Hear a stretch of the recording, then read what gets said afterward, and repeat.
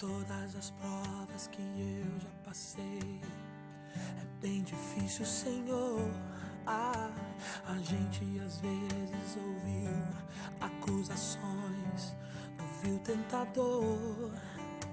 Lembranças do passado vêm e querem me fazer parar, ou mesmo palavras de alguém que não quer na gente acreditar.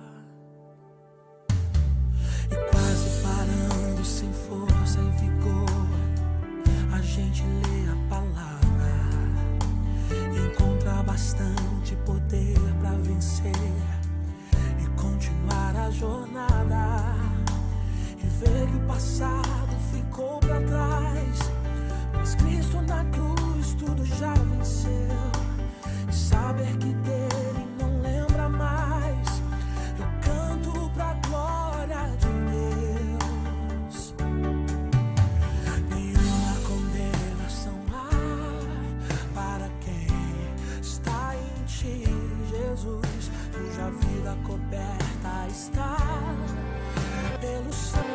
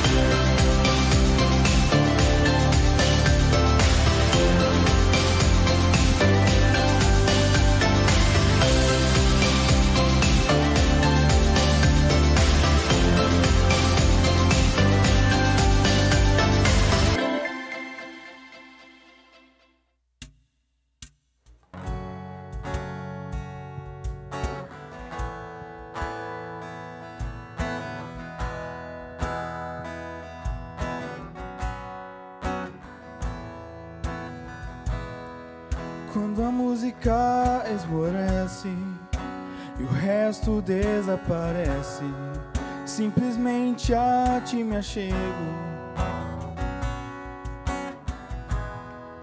ansiando oferecer algo de valor pra abençoar teu coração. Quando a música esmorece, o resto desaparece, simplesmente a ti me achego, ansiando oferecer algo de valor pra abençoar teu coração.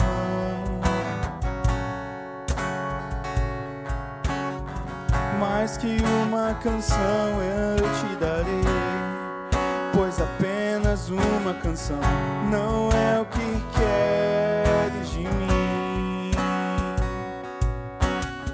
Mais profundo busca o Senhor do que os olhos podem ver. Queres meu coração? Estou voltando à essência da adoração, e a essência és tu, a essência és tu, Jesus. Oh, me perdoa pelo que eu fiz dela, quando a essência és tu, A essência és tu, Jesus.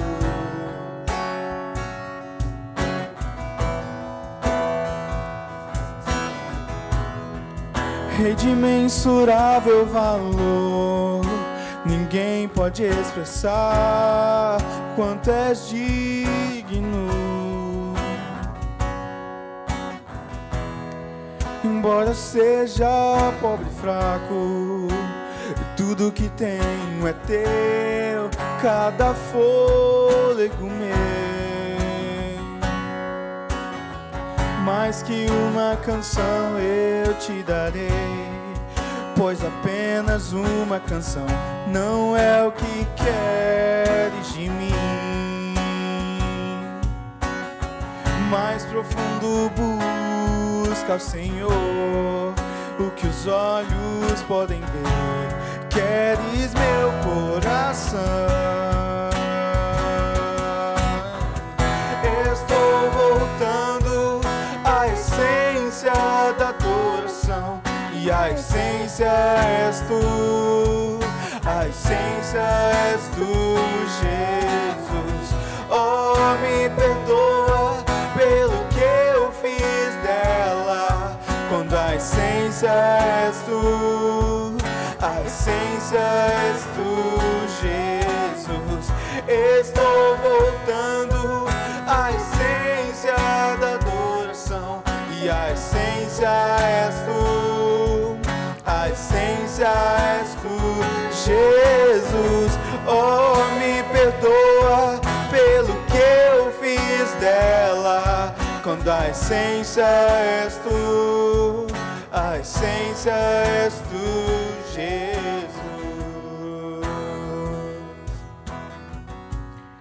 A essência és tu, Jesus.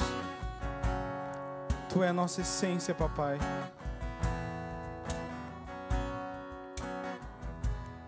Senhor, nós somos falhos.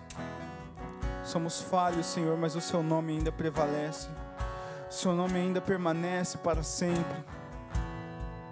Nos perdoa, Senhor, por muitas coisas que fazemos, Senhor, em teu nome. Nos perdoa, papai, porque somos falhos, mas reconhecemos o seu amor, reconhecemos o seu poder. Tu és a nossa essência, Senhor. Tu és a nossa essência, sempre, sempre será a nossa essência, Senhor. Estou voltando à essência da adoração, e a essência és tu, a essência és tu, Jesus. Oh, me perdoa pelo que eu fiz dela, quando a essência és tu, a essência és tu, Jesus. Estou voltando à essência da adoração, e a essência és tu, a essência és tu, Jesus. Oh, me perdoa pelo que eu fiz dela, quando a essência és tu, a essência és tu, Jesus. Tu és a nossa essência, Senhor.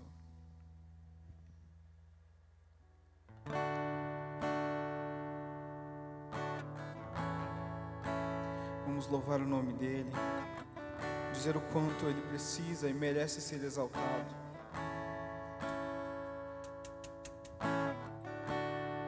Tu és o único merecedor, Senhor, de toda a nossa adoração. Vem receber nosso louvor nessa noite, papai. Eu louvo o teu nome, louvo o teu nome,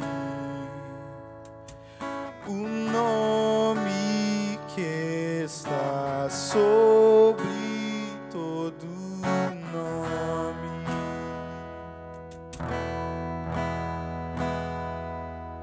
Toda honra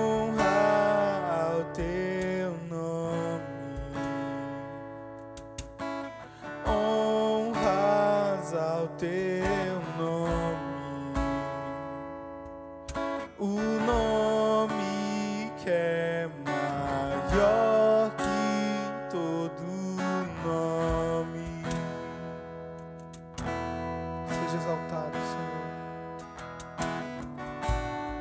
Seja exaltado. Seja exaltado. Seja exaltado. Exaltado.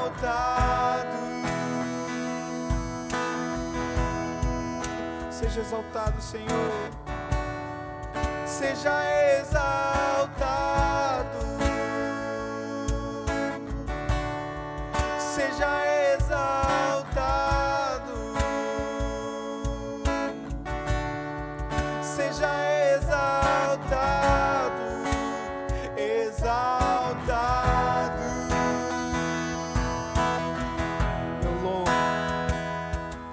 Eu louvo o teu nome. Louvo o teu nome. O nome que está sobre todo nome. Toda honra, toda honra ao teu nome.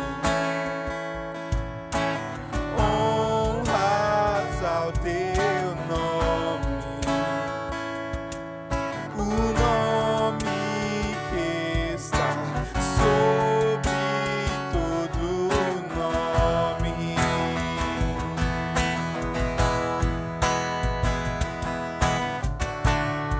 Seja exaltado.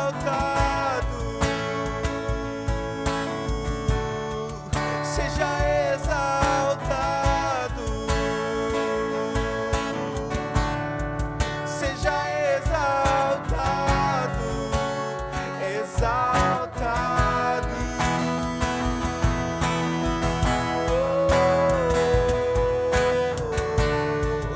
Seja exaltado. Seja exaltado.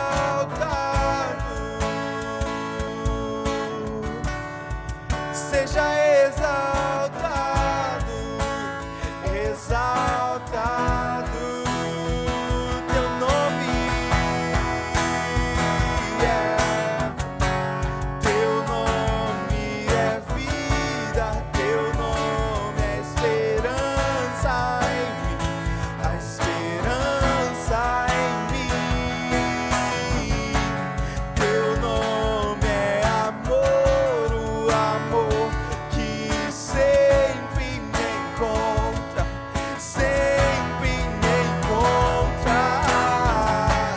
Teu nome é vida, teu nome é esperança em mim, a esperança em mim. Teu nome é amor, o amor que sempre me encontra, sempre me encontra.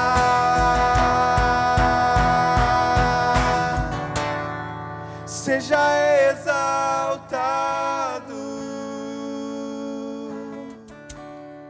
Seja exaltado.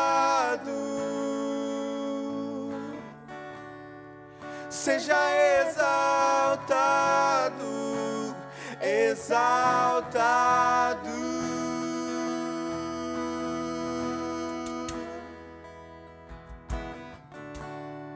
Seja exaltado.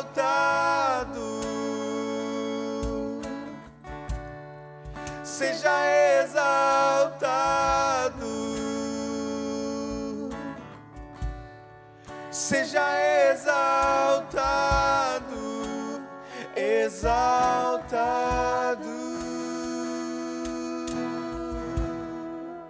Seja exaltado, Senhor. Seja exaltado. Diga isso. seja exaltado. Toda honra, toda glória, seja exaltado, exaltado. Mais uma vez. Seja exaltado, oh, seja exaltado,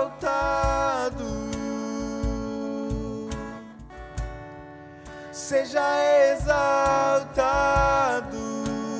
exaltado.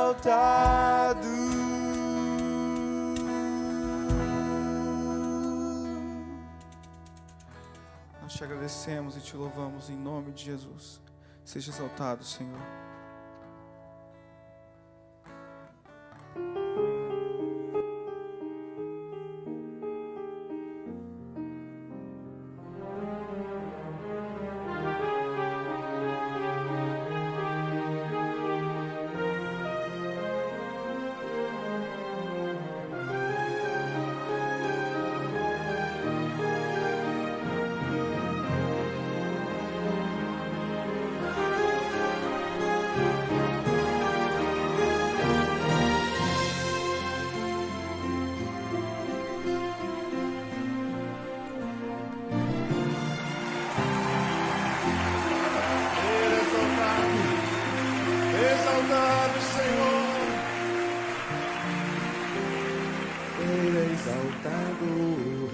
Exaltado nos céus, eu louvarei. Ele é exaltado para sempre, exaltado o seu nome, louvarei.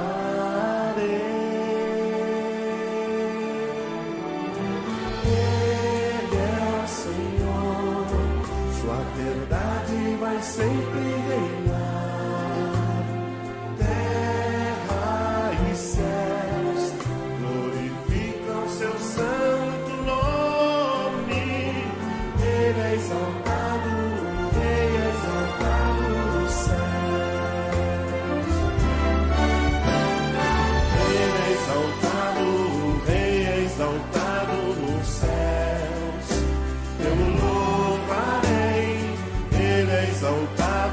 Sempre exaltado o seu nome, louvarei.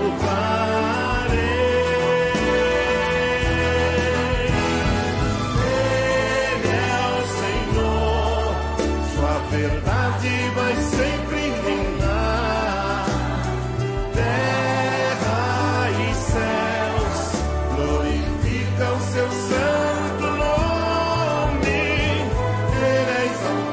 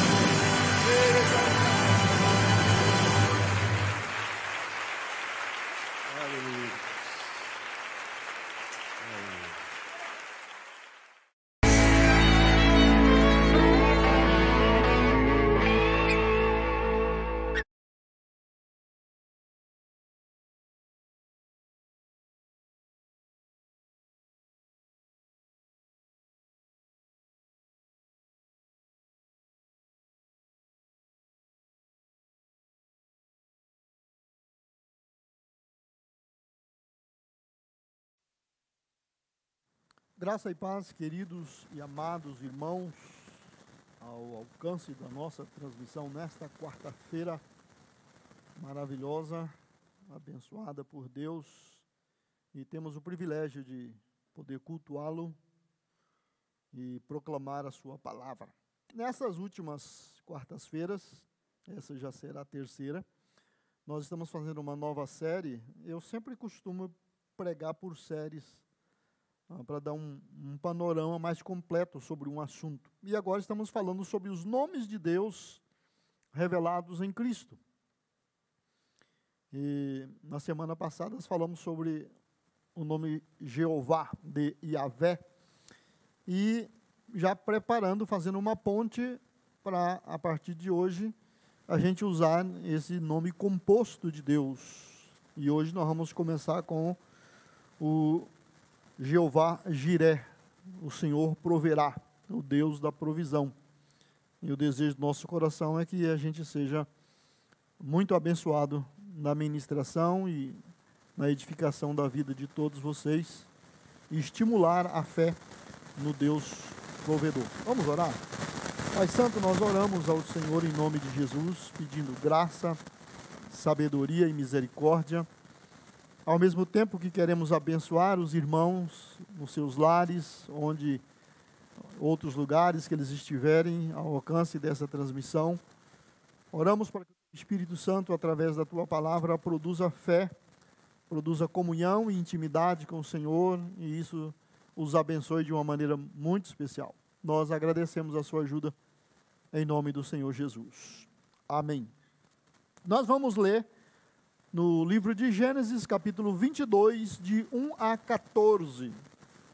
Gênesis 22, de 1 a 14. Eu estou usando a nova versão transformadora, uma linguagem simples, mas muito gostosa. Algum tempo depois, Deus pôs a Abraão à prova. Abraão, Deus chamou. Sim, respondeu Abraão, aqui estou. Deus disse, tome seu filho, seu único filho, Isaque, a quem você tanto ama, e vá à terra de Moriá, lá em um dos montes que eu lhe mostrarei, ofereça-o como holocausto. Na manhã seguinte, Abraão se levantou cedo e preparou o seu jumento. Levou consigo 2 dos seus servos e seu filho Isaque. Cortou lenha para o fogo do holocausto e partiu para o lugar que Deus tinha indicado. No terceiro dia da viagem, Abraão levantou os olhos e viu o lugar de longe. Fiquem aqui com o jumento, disse ele aos seus servos. O rapaz e eu iremos mais adiante. Vamos adorar e depois voltaremos. Abraão pôs a lenha para o holocausto nos ombros de Isaque, e ele próprio levou o fogo e a faca, enquanto os dois caminhavam juntos. Isaque se virou para Abraão e disse, pai, sim, meu filho, respondeu Abraão. Temos fogo e lenha, disse Isaque, mas onde está o cordeiro para o holocausto? Deus providenciará o cordeiro para o holocausto, meu filho, respondeu Abraão. E continuaram a caminhar juntos. Quando chegaram ao lugar que Deus havia indicado, Abraão construiu um altar e arrumou a lenha sobre ele. Em seguida, amarrou seu filho Isaque e o colocou no altar sobre a lenha. Então pegou a faca para sacrificar o filho. Nesse momento, o anjo do Senhor o chamou do céu. Abraão, Abraão, aqui estou, respondeu Abraão. Não toque no rapaz, disse o anjo. Não lhe faça mal algum. Agora sei que você teme a Deus de fato. Não me negou nem mesmo seu filho, seu único filho. Então Abraão levantou os olhos e viu um carneiro preso pelos chifres num arbusto. Pegou o carneiro e o ofereceu como holocausto em lugar do filho. Abraão chamou aquele lugar de Jeová Jiré. Até hoje, as pessoas usam esse nome como provérbio. No monte do Senhor se proverá. Amém? Então, Jeová Jiré, aí no 22:8 de Gênesis, é o nome de Deus que nós vamos estudar e aprender um pouco sobre esse título de Deus hoje. Ali no verso 8, e disse a Abraão: Deus proverá para si o cordeiro para o holocausto, meu filho, em resposta à pergunta de Isaac. Há um aplicativo, ou seja, quando nós usamos a nossa fé em Deus como Jeová Jiré, conhecendo a Deus como tal, isso produz, né, algo na nossa vida. Isso nos dá uma fé muito firme em uma face do caráter de Deus. E no caso de Jeová Jiré, o aplicativo, o resultado na nossa vida é provisão, né? Provisionamento. Deus providenciar aquilo que nós necessitamos. Deus sempre proveu as necessidades humanas, né? Isso desde o início da história da própria humanidade. Quando a gente pensa em Adão como o primeiro homem criado e depois sendo assim o representante da humanidade, Deus o criou e providenciou para ele um jardim. Ele morou, começou a viver num jardim, num paraíso. Deus proveu comunhão. Todos os dias eles se encontravam, né, e tinham um tempo juntos.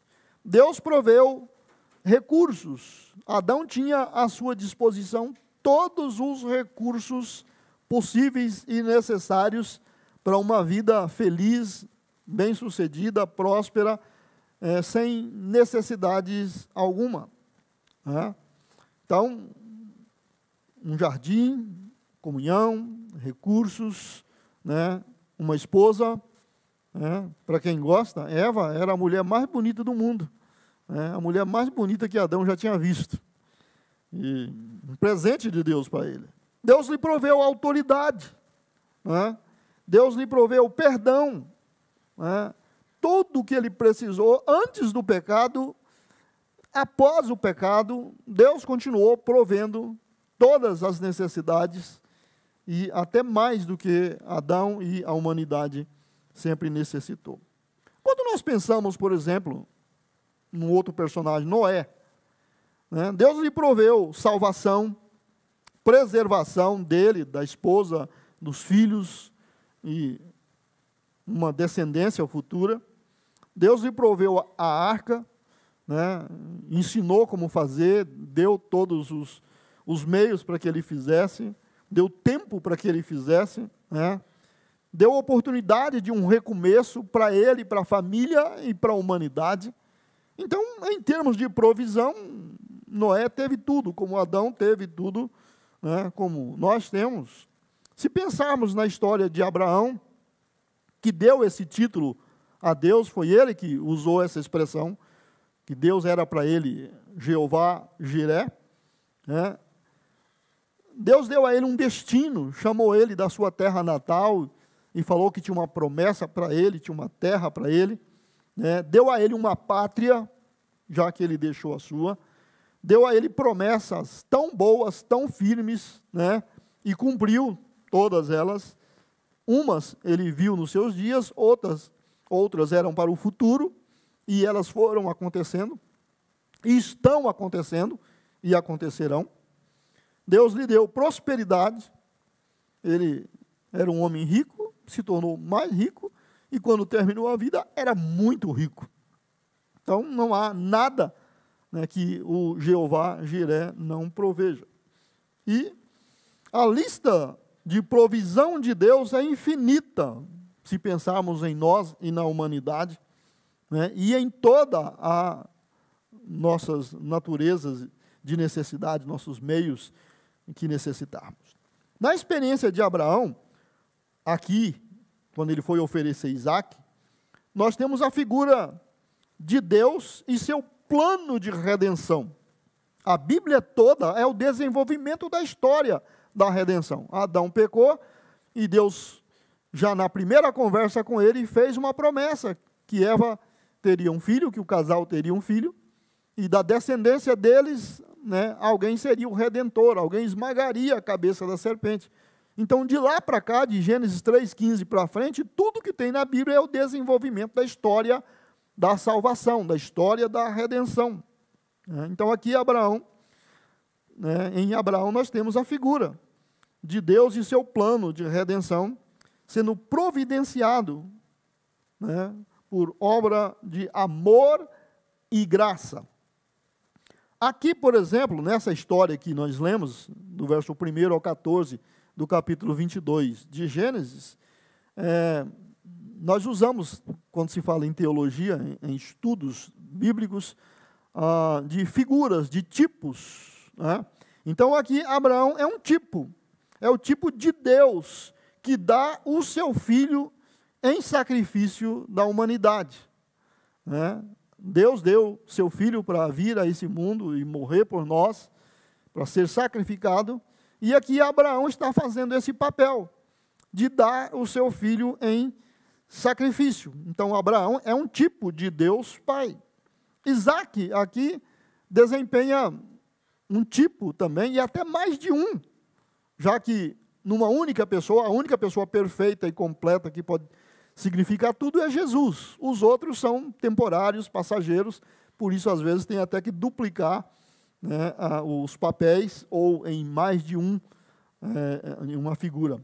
No caso de Isaac, ele pode ser aqui um tipo de Cristo, que é levado inocente para a morte. Isaac não tinha feito nada errado, não tinha nenhum motivo para ele morrer, mas ele estava sendo levado pelo pai caladamente, e não conversaram. Abraão não explicou, não conversou com ele. Ele desconfiou, perguntou: pai, eu estou vendo aqui faca, estou vendo lenha, estou vendo fogo, e nós estamos indo para oferecer um holocausto, e cadê o cordeiro? Aí Deus falou, aliás, Abraão, calma, filho, Deus proverá.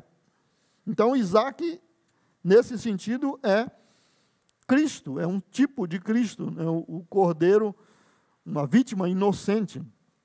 Também nós podemos ver Isaac, ao mesmo tempo que ele está sendo o inocente levado para o sacrifício, Isaac também é um tipo do pecador na obra da redenção, porque o pecador foi substituído.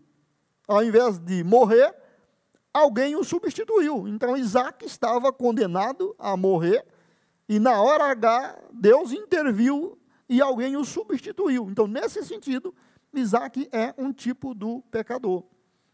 Esse cordeiro enroscado ali no ramo, um arbusto que Abraão viu, é um tipo de Cristo, que morre em substituição ao pecador. Então, aqui nós temos uma tipificação de todos os personagens da história, que, na verdade, estão contando a história da redenção. Um detalhe interessante, que quando Deus falou com Abraão, foi numa tardezinha, noitinha já, ele falou: eu quero que você me ofereça o seu filho, o seu único filho. No outro dia de manhã, Abraão já estava com tudo pronto, lenha, fogo, cutelo, os animais arriados, e chamou os servos para acompanhá-los, para ir a um lugar onde Deus havia de mostrar onde era que Deus queria o sacrifício. E eles caminharam 3 dias. 3 dias. Isso é a história da redenção. Isso é a história da redenção. Porque o nosso Senhor Jesus morreu, e ao 3º dia ele apareceu vivo. Quando Deus pediu o filho para Abraão, Abraão deu na hora. Isaac estava morto. E ao 3º dia, Abraão recuperou o filho. Durante os 3 dias, aquele filho que andou ao lado de Abraão estava morto para ele. Porque Deus havia pedido e ele havia entregue, e ele só estava indo consumar a entrega, porque Deus falou: eu quero em tal lugar. Então, nesse sentido, aqui está também a tipologia bíblica, aqui está também a história da redenção. Abraão recobrou seu filho ao 3º dia, como Deus recobrou o seu filho ao 3º dia. Então, veja que a iniciativa de alcançar o homem com a redenção, mesmo em tipologia, é sempre de Deus. Foi Deus que tomou a iniciativa e falou com Abraão o que queria. Foi Deus que tomou a iniciativa de fazer o plano de redenção e fazer a oferta, dar o que fosse necessário para a nossa salvação, para a nossa redenção. Deus sempre providencia, né, e Ele toma as iniciativas, né? Quando nós chamamos, né, ou invocamos o Deus do Salmo 23, né, o Senhor é o meu pastor e nada me faltará. Por que nada me faltará? Porque Deus provê. Porque o Jeová Jiré é o Deus que provê para que nada me falte, né? Embora mais para frente vamos estudar, né, no Salmo 23 outro nome de Deus, mas aqui, né, nós respondemos a pergunta: por que o Senhor é o meu pastor e nada me faltará? Nada me faltará porque Deus providencia tudo o que nós, né, precisamos. Deus provê. Nas provações, Deus providencia escape. Isso é bíblico, está no Novo Testamento também. Quando eu e você, qualquer cristão, passa por momentos críticos, por crises, por dificuldades, por tentações, Deus provê os meios. Nós nunca seremos tentados além da nossa capacidade de suportar. Está escrito em 1 Coríntios 10, 13. As tentações em sua vida não são diferentes daquelas que outros enfrentam. Deus é fiel e Ele não permitirá tentações maiores do que vocês podem suportar. Quando forem tentados, Ele mostrará uma saída para que consigam resistir. Então, nunca vem sobre qualquer ser humano, qualquer dos filhos de Deus, uma provação, uma tentação maior que a capacidade dele de resistir. Deus já testou e Ele sabe que a pessoa pode suportar. Muito bem. Então, isso é o que nós chamamos de o que Deus provê para nós, né, ao aplicarmos o aplicativo de ter Deus como Jeová Jiré, é provisão. E o conflito, aquilo que surge quando eu sei que Deus é Jeová Jiré, que Deus é o provedor de todas as coisas, que Ele cuida de mim, que Ele tem um plano, tem um propósito, e Ele trabalha, Ele toma as iniciativas, mas eu não consigo colocar isso em prática na minha vida. Como é a vida de um cristão que, mesmo conhecendo Deus, sendo salvo, sendo liberto, sendo perdoado, sendo aceito, cultuando a Deus, sendo firme na fé, ele não consegue confiar em Deus, no caráter de Deus como Jeová Jiré. Aí surge um fator de conflito interior, no seu íntimo, na sua alma, no seu espírito. O conflito que surge por não podermos confiar em Jeová como Jeová Jiré é medo de sofrer perdas. Surge também inveja e cobiça. O cristão que não pode colocar a sua confiança em Deus como Jeová Jiré, ele tem medo de sofrer perdas, por isso vem o problema da inveja e também vem o problema da cobiça. Vamos desenvolver esse tema. Mateus 6, 24, e é Jesus ensinando, né? Ele disse: ninguém pode servir a dois senhores, pois odiará um e amará o outro, será dedicado a um e desprezará o outro. Vocês não podem servir a Deus e ao dinheiro. Uma outra versão fala a Deus e a Mamon. Mamon ali é usado como um demônio do dinheiro, um demônio da ganância, um demônio dos bens materiais, um capiroto que ocupa o lugar devido a Deus. Não dá para você amar Deus e o dinheiro, amar Deus e o mundo, amar a Deus e a riqueza, né? Não dá para servir a dois senhores. Então, o cristão, né, filho de Deus, que tem Deus como seu provedor, ele não pode ter confiança em Deus e só confiar no dinheiro, só confiar nos bens materiais, confiar na sua capacidade de prover. Ao fazer isso, ele vai estar tentando servir a dois senhores, né? Eu creio em Deus, mas eu tenho que me virar para suprir, né? Eu não posso confiar que Deus vai resolver tudo, né? Então, ele vai, como diz os caipiras, colocar o pé em duas canoas, e é claro que isso não vai dar certo, né? Então, Jesus disse que ninguém, e quando Jesus fala ninguém, é ninguém. Ninguém pode servir a dois senhores. A impossibilidade de confiar no caráter de Deus como provedor predispõe a pessoa a ter medo de sofrer prejuízos, que traz automaticamente, e já, né, a reboque ali, a inveja e a cobiça. Se eu tenho medo de perder, eu acabo tendo desejo de ter mais do que eu preciso ou necessito, acabo desenvolvendo inveja de quem tem, ou de quem consegue, ou de quem ganha, ou quem confia em Deus, e as coisas dão certo para ele, e isso vai gerar também cobiça. Esses elementos forçarão a pessoa a um comportamento ambíguo, um comportamento duplo, né, com mecanismos próprios de compensação que fere a mordomia cristã. A mordomia cristã prega que Deus é dono e senhor de todas as coisas, e nós somos apenas e tão somente seus mordomos, seus administradores.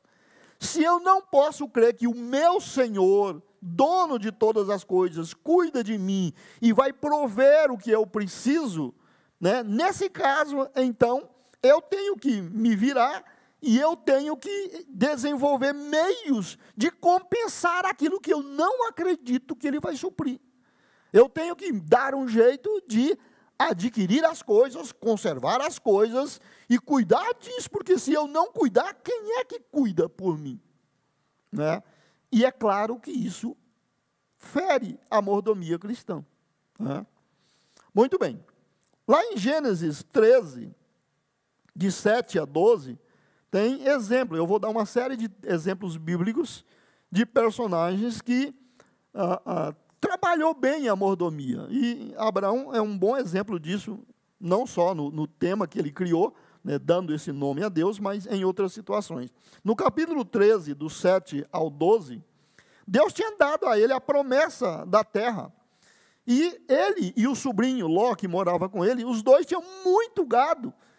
E, morando vizinho, a coisa começou a complicar, porque não tinha pasto para todo mundo.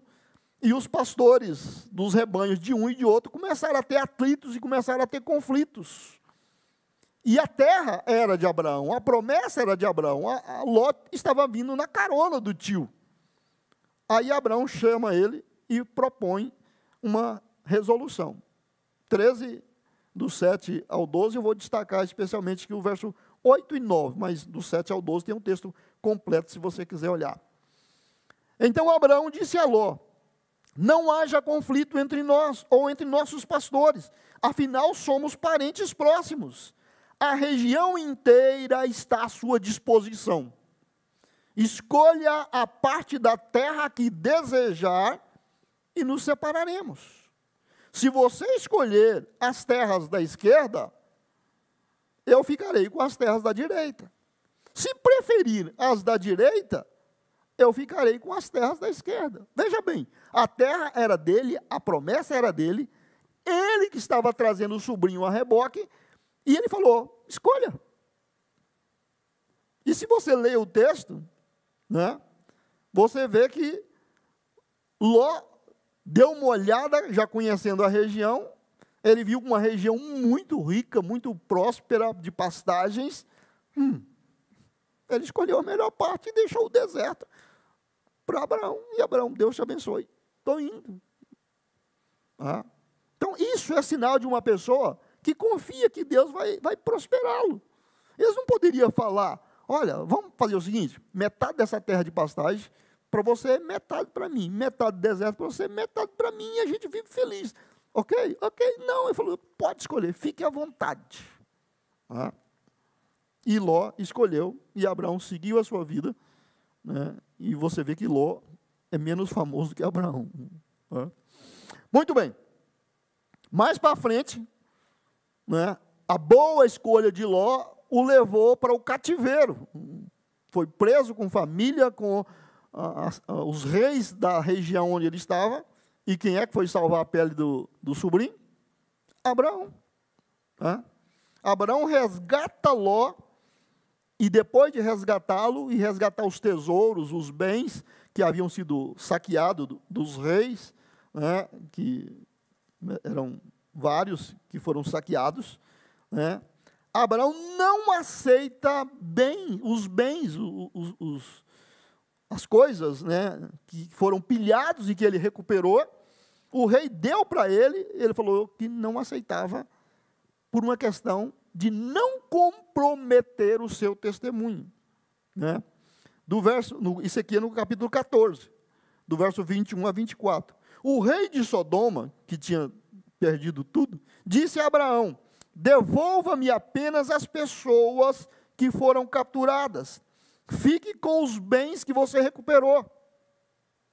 Abraão respondeu ao rei de Sodoma: juro solenemente diante do Senhor, o Deus Altíssimo, Criador dos céus e da terra, que não ficarei com coisa alguma do que é seu, nem sequer um fio ou uma correia de sandália. Do contrário, o rei poderia dizer: fui eu que enriqueci Abraão. Aceito apenas aquilo que os meus jovens guerreiros comeram, e peço que dê uma parte justa dos bens a Ner, Escol e Manre, que são meus aliados. Pessoa que não era da família dele, eram vizinhos de fazenda e de sítios ali, que foram ajudá-lo na recuperação. Falou: eles têm direito a uma parte e você dê a parte deles, que foi justa deles, mas o que tocar para mim, só o que eu e os moços comemos no caminho. Não quero nada para no futuro, qualquer dia, qualquer época, você ou um descendente seu vai dizer: Abraão se tornou um homem muito rico porque nós enriquecemos. Ele falou: eu não quero que você, não vou te dar a oportunidade de você um dia dizer que eu sou rico e que você me enriqueceu porque eu fiquei com os bens quando te ajudei. Também é um outro testemunho muito bonito. Abraão fez questão de não tirar proveito próprio num negócio, na compra de uma propriedade para a sepultura de Sara. Esse texto, se você ler o capítulo 23, o capítulo inteiro é uma negociação de Abraão com os moradores da região. A esposa dele faleceu e ele falou: eu preciso de uma sepultura, de uma caverna, de um local apropriado para fazer uma sepultura. E ele foi falar com o pessoal que tinha terreno, e tinha um lugar lá que tinha uma caverna muito apropriada. E ele interessou pelo lugar, e ele falou que se alguém poderia vender aquele local. O pessoal: não, nós te damos, você é um homem de Deus, um príncipe de Deus, fique à vontade, não custa nada. Ele falou: eu quero saber de quem é e quanto custa. E o cara apareceu e falou que dava. Ele falou: não.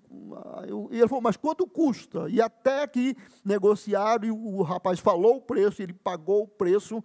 Ou seja, numa hora de luto, numa hora difícil, alguém falou: Tama, leva de graça, ou então depois a gente combina. Ele falou: não é assim que se faz as coisas. Homem de Deus age com transparência, age com honestidade, não cria oportunidade, não tira vantagem em ocasião alguma.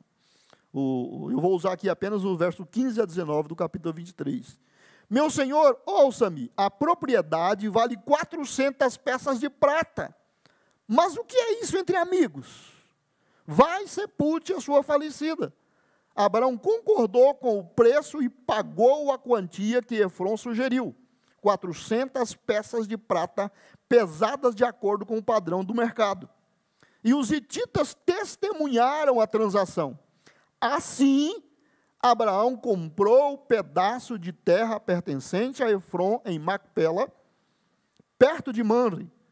A propriedade incluía o campo, a caverna e todas as árvores ao redor. Foi transferida a Abraão como sua propriedade permanente, na presença dos anciãos hititas à porta da cidade.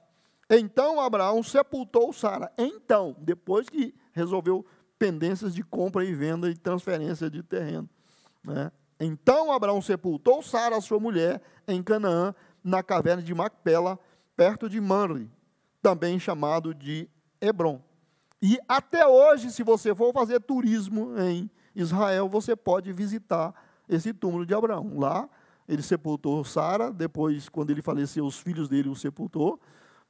Isaac e Rebeca foram sepultados lá, e Jacó e Lia também foram sepultados lá, e é ponto turístico, é lugar sagrado, né, tanto para judeus quanto muçulmanos. Ele comprou como propriedade permanente, e é permanente até hoje.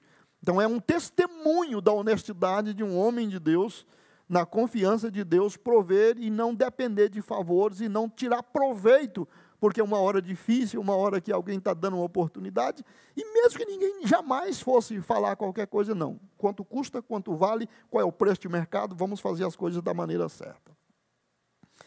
Deus deixa um lembrete para que o povo de Israel jamais esquecer quem é o provedor de todas as coisas. Quando eles saíram do Egito, estavam entrando em Canaã, Deus cuidou deles o tempo todo, e já no finalzinho, na hora de entrar ali, Deus mandou Moisés repetir as leis, e nessa repetição ele incluiu esse lembrete, que está em Deuteronômio 8. Eu estou separando aqui os versos 11 a 18. E eu gostaria que você prestasse bastante atenção, Deuteronômio 8, de 11 a 18, depois você pode ler esse texto da sua Bíblia, meditar nele, porque é o que Deus fala para nós hoje ainda. Isso é palavra de Deus para o povo de Deus.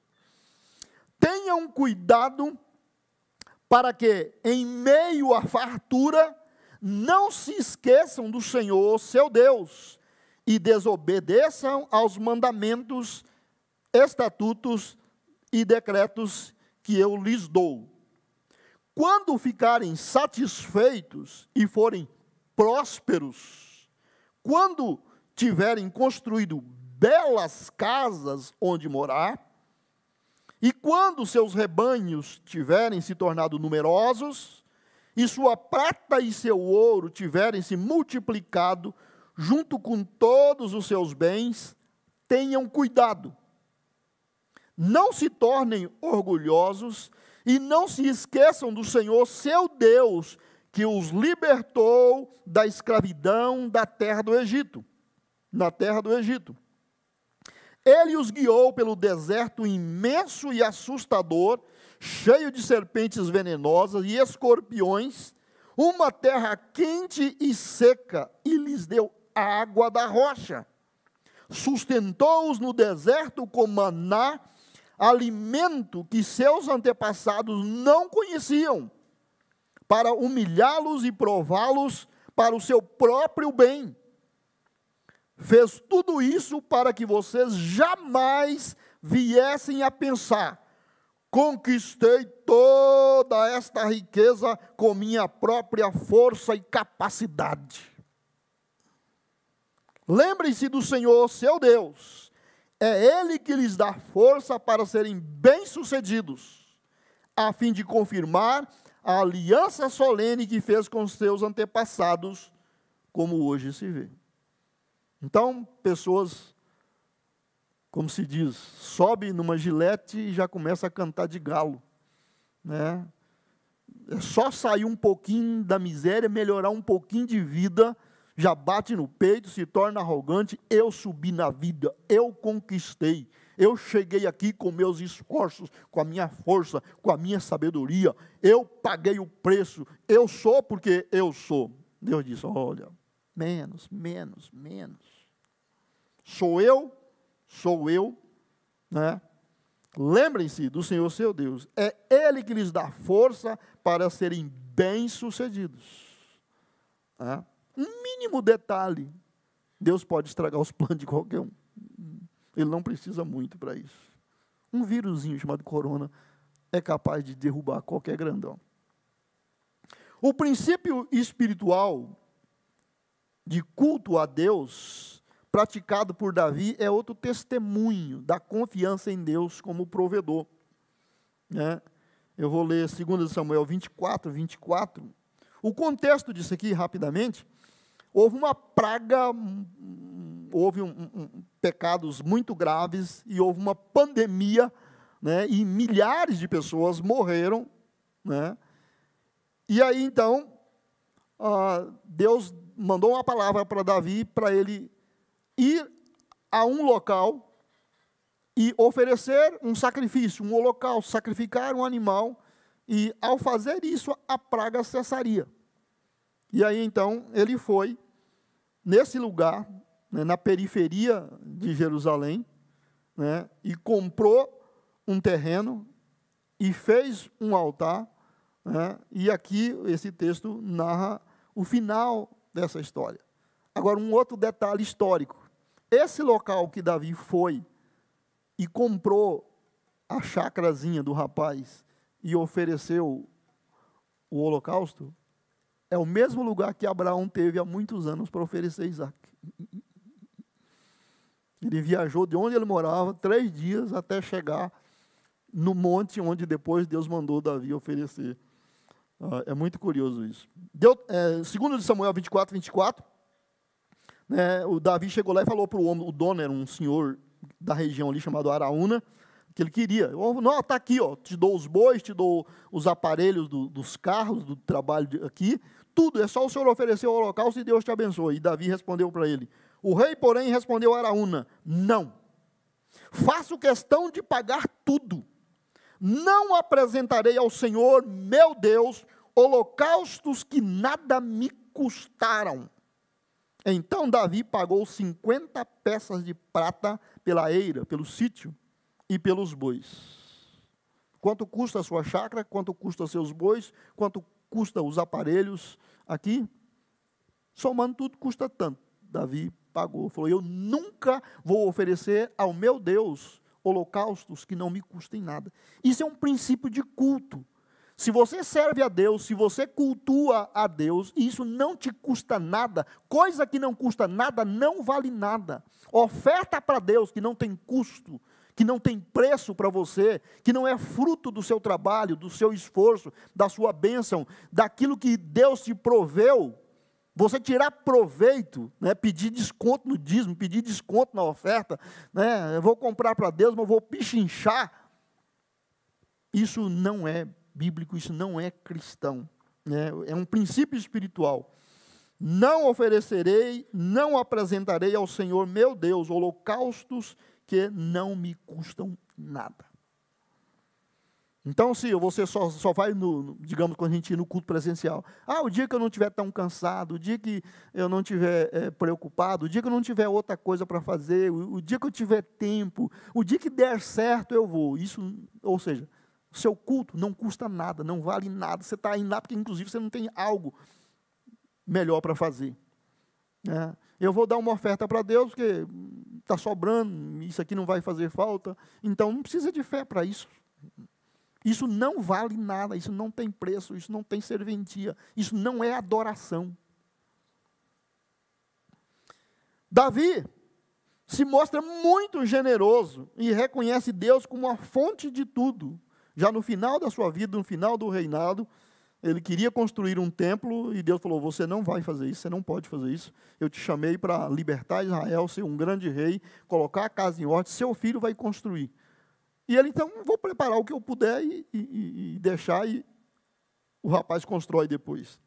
E então ele fez uma campanha para começar a construir o templo, né, e aqui, no 1 das Crônicas 29, eu estou separando aqui o verso 3, e do verso 9 ao 14, relata. E agora, por causa da minha alegria com a construção do templo de meu Deus, entrego todos os meus tesouros pessoais. Olha aí, entrego todos os meus tesouros pessoais. Ele estava dando do que era dele, da pessoa dele, não do Estado, né, como rei. Ouro e prata para ajudar na construção, além de todos os materiais que juntei para o santo templo. Se você pegar uma Bíblia, por exemplo, na linguagem de hoje, ou essa mesma aqui na nova versão transformadora, o texto aqui traz convertido em pesos, em toneladas e quilos, né, os materiais, você vai ficar impressionado com a ofertinha de Davi. O povo se alegrou com as ofertas, pois as entregou ao Senhor voluntariamente, de todo o coração, e o rei também se encheu de alegria.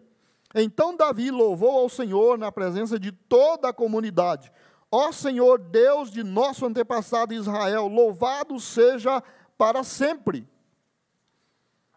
Ó Senhor, a Ti pertencem a grandeza, o poder, a glória, a vitória e a majestade. Tudo o que há nos céus e na terra é Teu. ó Senhor, e este é teu reino. Tu estás acima de tudo. Riquezas e honra vêm somente de ti, pois tu governas sobre tudo. Poder e força estão em tuas mãos, e cabe a ti exaltar e dar força. Ó nosso Deus, damos graças e louvamos o teu nome glorioso. Mas quem sou eu e quem é o meu povo para que pudéssemos te dar alguma coisa? Tudo que temos vem de ti, e demos apenas o que primeiro de ti recebemos. Olha aí, um homem rico, generoso, e um povo generoso, ofertando para Deus, ele disse, nós só estamos devolvendo, porque tudo que nós temos para dar, já foi o Senhor que nos deu. Na verdade, estamos devolvendo. Né? Ele reconhece que tudo vem de Deus, riqueza, honra, força, né? Isso é verdade. Né? No Novo Testamento, Jesus nos ensina que nós recebemos na mesma proporção que nós damos. Então, quem quer ganhar muito, tem que dar muito. Né? Quem quer ser abençoado, tem que abençoar. Né? Quem quer ser ajudado, tem que ajudar. Lucas 6,38, né, Jesus ensinou, deem e receberão. Sua dádiva lhes retornará em boa medida, compactada, sacudida para caber mais, transbordante e derramada sobre vocês. O padrão de medida que adotarem será usado para medi-los. Né? A versão mais comum fala, dai e dar-se-vos-á, né? Boa medida, sacudida, transbordante, vos deitarão, porque com a mesma medida que medir, também vos medirão. Então, o padrão que você usa para dar, para ofertar, o padrão de generosidade que você usa, é o que Deus usa de volta para te compensar. Né? Deus usa as pessoas, Deus abençoa as pessoas para nos abençoar com a medida de generosidade que nós usamos, né, fazer. Isso é um princípio bíblico. Deus responde generosamente à sua generosidade. Né? Outro princípio bíblico é não ficar ansioso, porque Deus providencia tudo no tempo certo. Né? Filipenses 4,6, não vivam preocupados com coisa alguma, em vez disso, orem a Deus pedindo aquilo de que precisam e agradecendo-lhe por tudo que Ele já fez. Né? Então, meus queridos, Jeová Jiré provê, providencia, em todo o tempo e em todas as áreas das nossas vidas. Se nós tomarmos a decisão de crer, de confiar, nunca faltará. À medida que damos, recebemos. À medida que abençoamos, somos abençoados. À medida que provemos para os outros, Deus provê para nós. A mesma medida que usamos, Deus usa para nós. Isso é um princípio bíblico. Né? Isso é um princípio bíblico. Eu quero aplicar esse ensinamento de hoje nos seguintes termos. Pensa comigo aqui.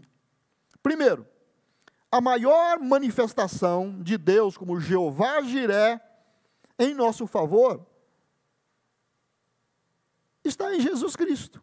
A maior provisão que Deus pode prover para a humanidade, para uma pessoa, é Jesus. É o maior presente, é o melhor presente, é o mais caro, é o mais precioso. Se alguém não estiver satisfeito com o presente que Deus deu, que é Jesus, qual outra coisa Deus tem para dar? Tem alguma outra coisa maior, mais cara, mais preciosa que Deus tem lá para dar para alguém? Então, Jesus é a maior manifestação de Jeová Jiré para nós. Segundo, Jesus é o Cordeiro de Deus, né, que Deus proveu para pagar a nossa culpa e morrer em nosso lugar. Lembra do Isaac indo para o sacrifício e do cordeiro substituindo Isaac? Jesus é esse cordeiro. Né? João, evangelista, né, escreveu, no dia seguinte, João viu Jesus caminhando em sua direção e disse, vejam, é o Cordeiro de Deus que tira o pecado do mundo. Deus proveu e Jesus é a provisão para os nossos pecados, para a salvação, para a redenção. Terceiro, Jesus, com o seu sacrifício, é a provisão que nos dá a salvação e tudo mais. 1 de Pedro 1, 19 e 20. Pois vocês sabem que o resgate para salvá-los do estilo de vida vazio que herdaram de seus antepassados não foi pago com simples ouro ou prata que perdem seu valor, mas com o precioso sangue de Cristo, Cordeiro de Deus, sem pecado e sem mancha. Então Jesus é a provisão de Deus e Jesus se sacrificou como a provisão para a nossa salvação, para nos comprar, nem ouro, nem prata, mas o seu próprio sangue, a sua própria vida para nós. Quarta coisa, não precisamos viver ansiosos e nem preocupados, se Jeová Jiré é isso para nós. 1 de Pedro 5, 7, na nossa versão tradicional, fala: lançando sobre ele toda a vossa ansiedade, porque ele tem cuidado de vós. Essa versão transformadora fala: entreguem-lhe todas as suas ansiedades, pois ele cuida de vocês. Eu gostaria que você confiasse em Deus como Jeová Jiré. Confiasse em Jesus como a provisão de Deus para a sua vida, para a sua salvação, para o perdão dos seus pecados, para cuidar da sua vida financeira, cuidar da sua família, cuidar dos seus negócios, cuidar dos seus sonhos, cuidar dos seus projetos, cuidar do seu presente, cuidar do seu futuro. Deus proverá. Deus é essa provisão, Deus tem capacidade de cuidar. Não precisa viver ansioso, se matando, e se você não fizer, ninguém mais vai fazer. Eu estimulo você, eu desafio você a colocar a sua confiança em Deus, entregando a Ele esses cuidados, essas preocupações, pedindo a Ele que estenda a sua misericórdia e dê paz ao seu coração para você esperar nele e ver que Ele realmente provê tudo para você. Nós vamos orar e depois nós vamos ungir, como fazemos, para que a provisão de Jeová Jiré esteja na sua casa, esteja na sua família, esteja na sua vida, esteja no seu trabalho, esteja na sua empresa, na empresa que você trabalha, esteja no seu modo de você angariar o seu sustento, e Deus vai prosperar à medida que você confiar nele. E à medida que você for generoso, que você investir em você, na sua família, que você for generoso, doador, que você não consumir tudo só com você e só para você, lembra de Deus, lembra da vontade de Deus, lembra de suprir a necessidade das pessoas que Deus coloca ao seu redor. Nós, os cristãos evangélicos, usamos a mordomia cristã, o princípio de dizimar e ofertar, como um meio de nos preservar da avareza e da ganância tomar conta de nós. Então, quando separamos nosso dízimo, nossa oferta, é um desafio que fazemos, que mesmo tirando essa quantia das minhas provisões financeiras e materiais, Deus não vai deixar faltar, e com isso nós vamos abençoar o reino de Deus, abençoar a obra de Deus, vamos suprir os necessitados, vamos ajudar os que podem menos, e Deus vai cuidar de nós. E nenhuma pessoa que é fiel nesses princípios, nessas práticas de mordomia, jamais passa necessidade, jamais passa provisão. Deus sempre cuida para eles. Pai Santo, em nome de Jesus, nós oramos ao Senhor como o nosso Jeová Jiré, o Deus que provê todas as coisas, o Deus que proveu para Abraão um cordeiro para substituir o seu filho Isaque, que proveu para Isaque aquele cordeiro que substituiu a sua própria vida. Agradecemos pelo Senhor ter provido Jesus Cristo para ser a nossa salvação, ser o sacrifício que nos perdoa, que nos compra e que nos traz de volta para a comunhão com o Senhor. Agradecemos a provisão diária de alimento, de pão, alimento, vestes, segurança, proteção, cuidado, pela bênção de termos Deus como aquele que cuida de nós. Obrigado, Senhor, por estar provendo meios e livramento para o teu povo, mesmo nessa época de crise, nessa época de pandemia, nessa época de isolamento social. O Senhor não tem deixado faltar, o Senhor tem sido abençoador, generoso. Nós somos gratos, nós somos felizes por ter a Ti. nós abençoamos a obra do Senhor com o nosso trabalho, com os nossos dons, com as nossas habilidades, com as nossas ofertas, com os nossos dízimos, porque acreditamos que o Deus provedor, o Deus Jeová Jiré, nunca deixará faltar nada na nossa casa, na nossa mesa, não vai faltar para abençoarmos a obra do Senhor e cuidarmos daquilo que o Senhor mesmo nos deu como missão e como tarefa.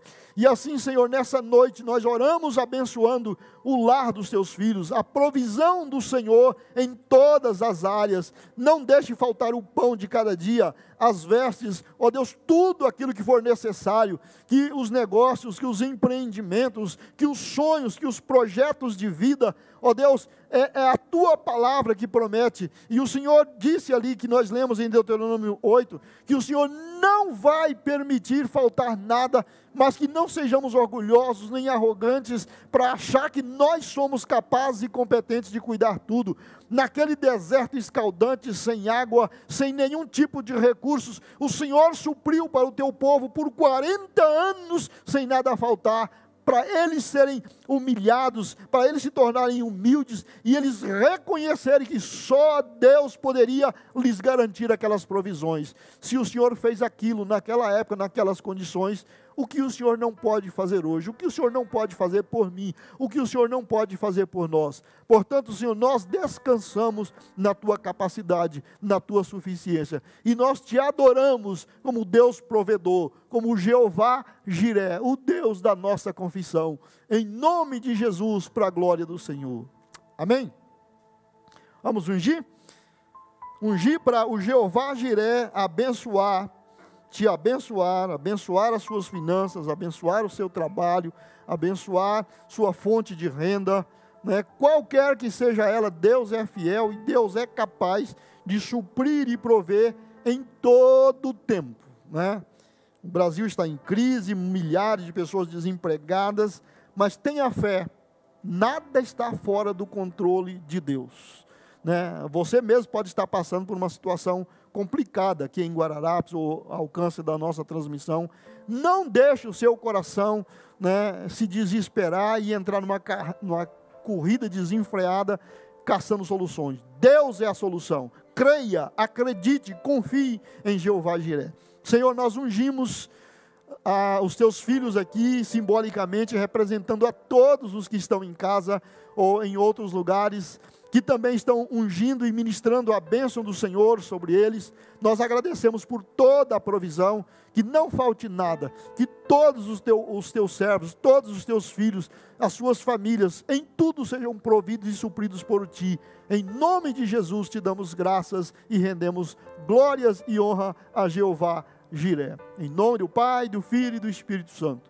Que o Deus de amor, de graça e bondade e a comunhão do Espírito Santo seja com todos nós, em nome de Jesus. Deus te abençoe e tenha um final de semana abençoado.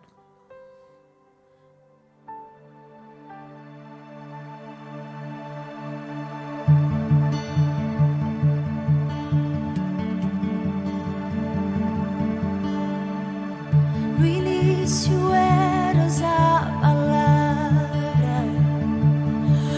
com Deus altíssimo.